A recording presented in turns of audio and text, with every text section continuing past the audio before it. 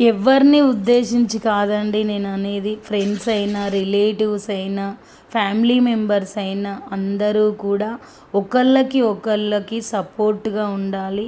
ఇంకొకటి ఏంటంటే, మనం కష్టపడంది మనకి ఏది రాదండి, ఏదైనా సరే రాదు. ఇంకొకటి ఏంటంటే, బిజినెస్లో లాస్ ఉంటుంది, లాభం ఉండదు, మనము ఓడిపోతాము అన్న మాట మీ మనసులో రావద్దు. ఇంకొకటి ఏంటంటే, మీ దగ్గర పెట్టుబడి ఉండాలి, వ్యాపారం చెయ్యాలి. మీరు గెలిచే తీరుతారు కానీ లాస్ అనేది ఉండదండి. ఆ బిజినెస్లో మెలకువలు తెలుసుకొని దానికి తగ్గట్టుగా మీరు చేసిండ్రనుకో కంపల్సరీ విజయం మీదే అవుతుంది. జాబ్ చేస్తే కూడా మీకు అన్ని మనీ రావండి.